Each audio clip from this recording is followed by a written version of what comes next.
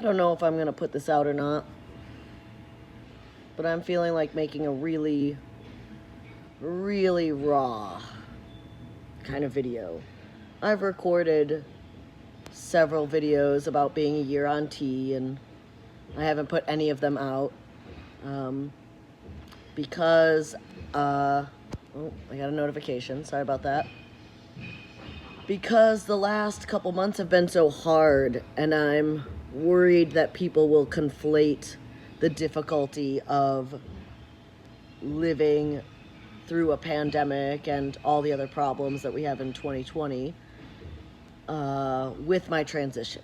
I don't want anyone to think that I'm having a hard time because I'm a year on T, because I've had top surgery, because I've transitioned, because it's one of the only good things that has happened in the past 9 months for me. One of the only good things. It's basically that, and it's hard to name other things, you know, getting to be with my partner still, getting to watch my amazing kid grow up, and the support and outpouring from our relatively young community here at Stronger, where people have still like come out and just given us money. I'm not a not-for-profit. I'm a regular ass for-profit business, sole proprietor, and people just give me money out of their lack because they want us to keep existing. And that makes me want to keep existing. Makes me personally and this business. I wish I was a not-for-profit. I don't feel like that has been the right move for us thus far. I'm worried about finding a board of people that will share my vision the way that I do, because I tend to be pretty, what's the right word? Can't think of the right word. Radical. I think radical is the right word. I struggle to think that there will be a leadership team that will be as radical as I am, which is silly. I know those people are out there. But I worry about changing structure so soon. I would like to in the future, though. That's one of my things on my plate for 2021 is, are we going to change structure to a 501c3? Is that the right thing to do? Is it morally correct? Will it serve the organization? But I'm here on New Year's Day working. I don't know why I'm open today. I should have closed for today, but any day I'm open is a possibility to make money. And we need literally every dollar right now. We were open yesterday. We didn't make $1. We didn't make a single dollar yesterday on New Year's Eve. I talked to my employee about whether or not it makes the most sense for me to let her go so she can collect unemployment again. That's where my year is at right now, and my new year. So I have a really hard time with everyone saying Happy New Year, goodbye to 2020, because nothing has changed. It's the first day of 2021, and nothing significant is different at all. I do think we will make significant headway on the pandemic this year. I do think we will approach a normal living again at some point, maybe in the summer. That's pretty optimistic, though, I think. I think fall or end of year is more likely. But I worry that there will be new pandemics. I worry that we will see new strains that our vaccines don't work against. I'm worried that not enough people will get vaccinated. Part of the reason vaccines are rolling out slowly is because there are frontline responders who are refusing to take one of the safest vaccines mankind has ever created. And that just doesn't give me a lot of hope for 2021. Like, if that's where we're at, and I know personal friends of mine who question the safety of this vaccine, and that just breaks me. We spent all of 2020 protesting police violence. I know people who are out in Portland 100 nights or more protesting police violence, highlighting people who have been unjustly killed, beaten, imprisoned. And here in Portland, nothing has changed. Nothing. We removed one of the few city council people who actually kind of cared. That's what changed in Portland. And we replaced it with someone who is pro-police. Not only pro-police, takes money from police for his campaign. That's where Portland is at. Other cities at least have done a little bit of defunding, a little bit of change, meaningful change. Here, nothing. Absolutely nothing. I'm here this morning thinking about how my own church community is pro-police.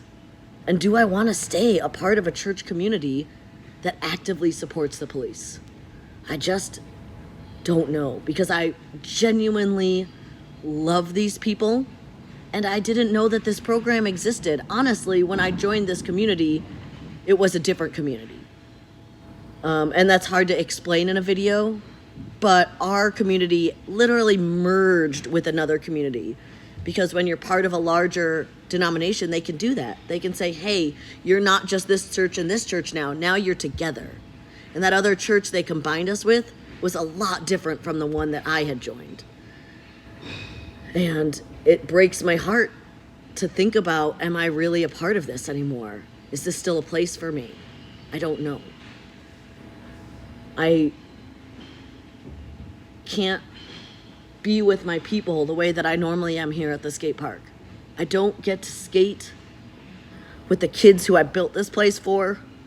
I don't get to do the classes. I don't get to see the joy on their face when they first learn how to roll on a board, when they first do a tail whip on a scooter for the first time, that feeling that, oh my God, I tried so hard and I accomplished something. They're sitting at home. And it's fucking raining outside. And so all winter, we're all separated in our own homes for our safety. I believe that's the harm reduction right thing to do. I don't think I should be open right now. I don't think kids should be here right now. It's dangerous. But the government has completely and utterly failed us. Both Republicans and Democrats alike. Don't think that if we had a Democrat president in place or a Democrat-controlled House, like, things would be better, I think. I think things would be better, but I don't think that they would have given us the true monetary support we would have needed to make this work. And I think Americans are too toxically individualist to have listened to any kind of extreme real lockdown. We've never had a real lockdown in the United States. People like to throw around the words lockdown and quarantine. We have never had either.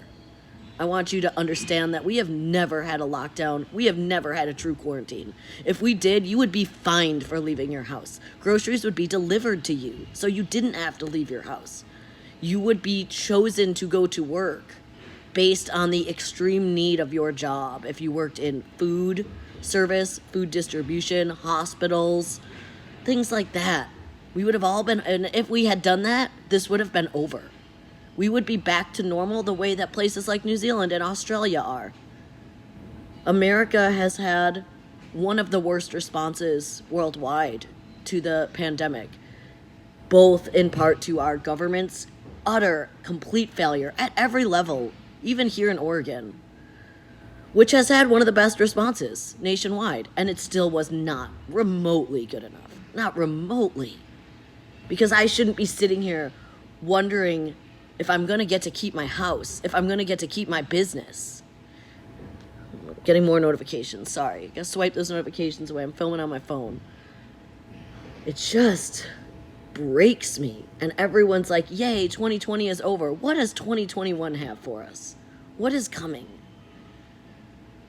Right now, nothing. Nothing is changing this month. In January, nothing will change. In February, I don't know. In March, I don't know.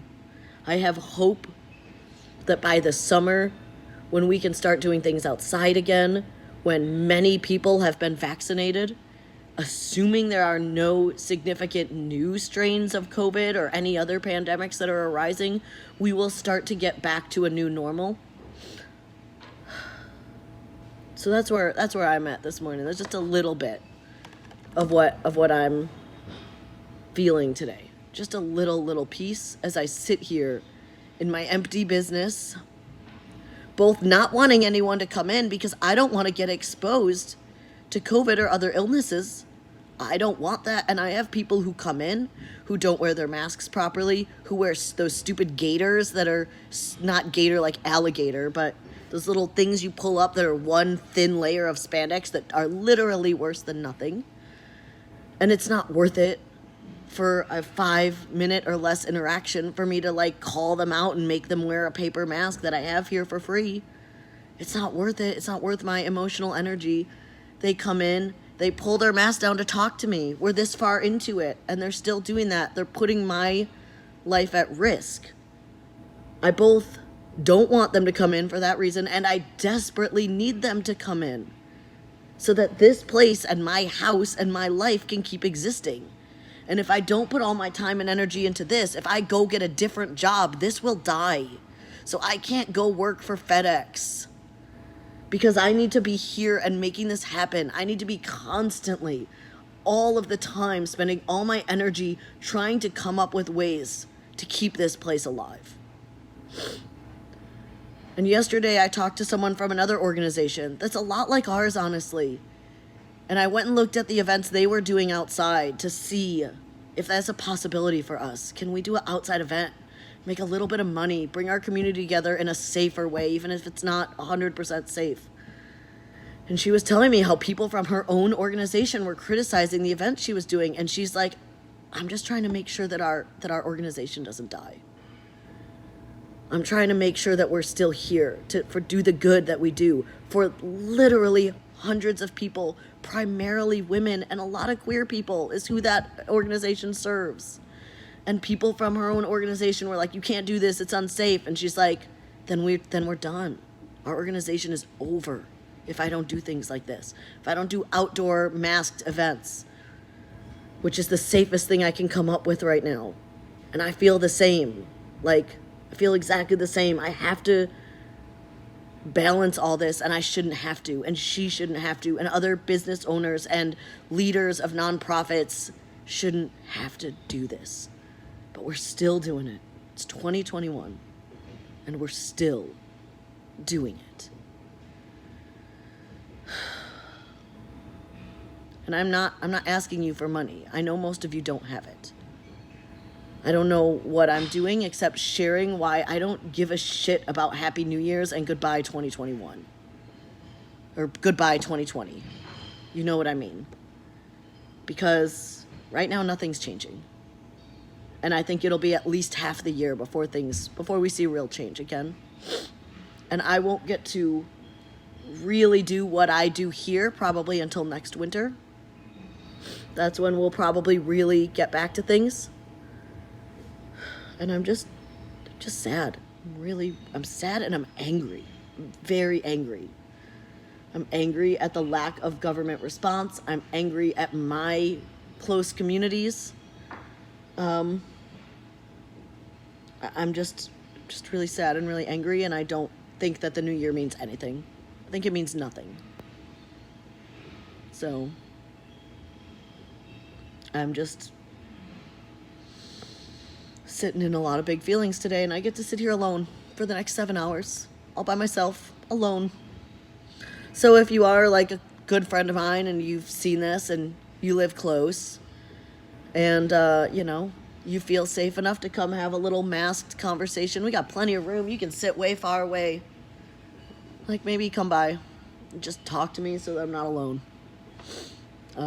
Otherwise, I'll be on Discord, my various Discord servers and communities. And on social media, because that's how I get to connect with people while I'm at work. That's it. I don't have any other way. So I spend too much time on social media, but that's all I have. I don't have anything else. So happy 2021. I tell you to wear your mask, but most of you who follow me already are. Most of you are doing this right. Just keep it up. Because there's a lot of people who aren't. There's a lot of people who don't give a shit or don't believe this, which is the most absurd thing in the world. So just Stay strong. I'm going to keep doing this. Even though I'm sad and depressed and angry, I will keep doing this. I will be okay. I will go home to my partner tonight, and she will hold me, and I will cry, and we'll go to bed, and we'll do it again tomorrow. So, yeah. Peace out, 2020. Here's 2021, and nothing's different.